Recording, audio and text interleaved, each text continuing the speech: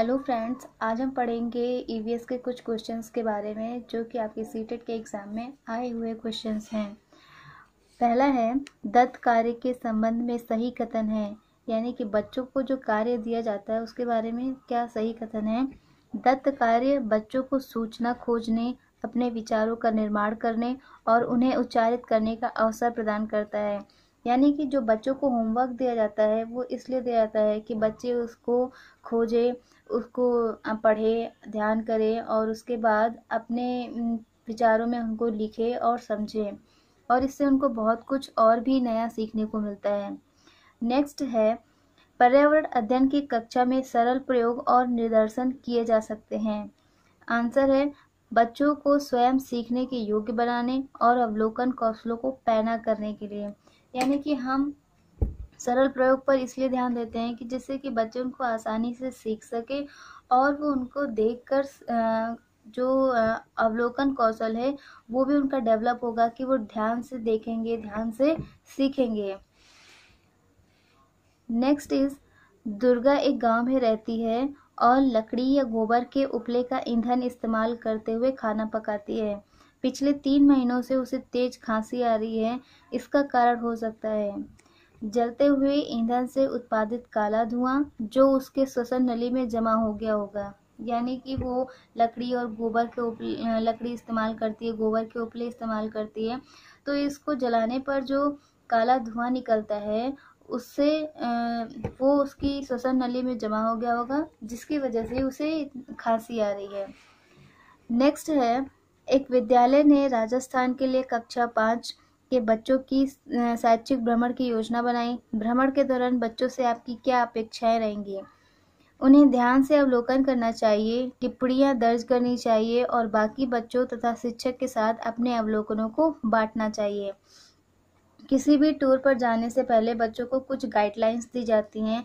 उन्हें ये बताया जाता है कि आप जिस भी जगह पर जा रहे हैं वहाँ पर ठीक से अवलोकन करें, ठीक से उस जगह को देखें, ऑब्जर्व करें, और उसके बाद वहाँ पर जो भी इंफॉर्मेशन दी गई होती हैं और उनको भी आप नोट करें और फिर उसके बाद अपने टीचर से उन पॉइंट्स पर डिस्कशन करना।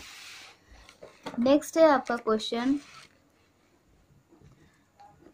दोपहर के भोजन अवकाश के बाद पर्यावरण अध्ययन पढ़ाते समय आप यह पाते हैं कि बच्चे पाठ में रुचि नहीं ले रहे हैं, आप क्या करेंगी? ऐसा अक्सर देखने में आता है कि इंटरवल के बाद जो क्लास होती है उसमें बच्चे थोड़ा सा इंटरेस्ट बाकी क्लासेस के कंपैरिजन में कम लेते हैं।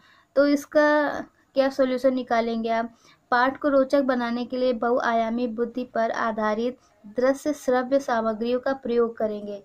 यानी कि हम क्लास को इंटरेस्टिंग बनाने के लिए वीडियो और ऑडियो वीडियो और ऑडियो जो टूल्स होते हैं उनको यूज़ करेंगे, कुछ उनको पिक्चर्स दिखा के या कुछ ऑडियो क्लिप सुना के। इस तरह से क्लास को इंटरेस्टिंग बनाएंगे जिससे कि बच्चे क्लास में ध्यान देंगे।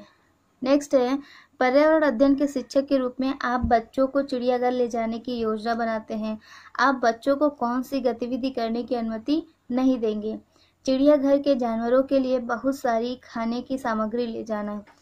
ऐसा इसलिए मना किया जाता है क्योंकि हो सकता है कि वो जानवर बच्चों को खाने के लालच में उनको कुछ नुकसान पहुंचा बैठे, इसलिए बच्चों को मना किया जाता है कि आप कोई भी खाने की सामग्री जानवरों के लिए नहीं ले जाएंगे, ना ही उनको कुछ खाने के लिए देंगे। बीज अंकुरण की अवधारणा को इस तरह सबसे बेहतर तरीके से पढ़ाया जा सकता है: बीज बोने, अंकुरण के विभिन्न चरणों का अवलोकन करने और उनका चित्र बनाने की गतिविधि को बच्चों को निष्पादित करने के लिए कहना।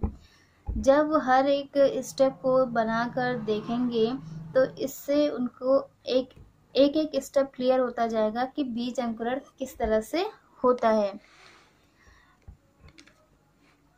मीरा और दिव्या छोटी लड़कियां हैं। मीरा समोसे, कटलेट और डबल रोटी खाना पसंद करती है जिसमें लौह तत्व की कमी है। मीरा और दिव्या को क्रमशः कौन सी बीमारी होगी? मोटापा और एनीमिया। मीरा क्या खाती है? मीरा समोसे, कटलेट और डबल रोटी। तो ये सारी चीज़ें जो फास्ट फूड होते हैं उनको खाने से मोटापा होता है, ये सभी को पता है। और एनीमिया होता है वो आयरन की कमी से होता है, यानी लौह तत्व की कमी से होता है। तो इसीलिए दिव्या जो कि जिसमें लौह तत्व की कमी है उसे कौन सी बीमारी होगी? एनीमिया बीमारी होगी। Next and last question is, नींबू साधारण पानी में डूब जाता है लेकिन नमकीन पानी में तैरता रहता है क्योंकि नमकीन पानी का घनत्व साधारण पानी के घनत्व से अधिक होता है। एक यही रीज़न है कि उसका जो डेंसिटी होती है सलाइन वाटर की वो ज़्यादा होती है और जो नॉर्मल वाटर होता है उसकी डेंसिटी कम होती है, जिसकी वजह से जो नींबू है वो साधारण पानी में डूब जाता है और नमकीन पानी में तैरता रहता है। Thank you. अगर आपको कोई सजेशन देना है या कमेंट करना है तो आप कमेंट बॉक्स में कर सकते हैं। अगर वीडियो आपको अच्छा लगा हो तो आप लाइक भी कर सकते हैं, सब्सक्राइब भी कर सकते हैं और शेयर भी कर सकते हैं। Thank you.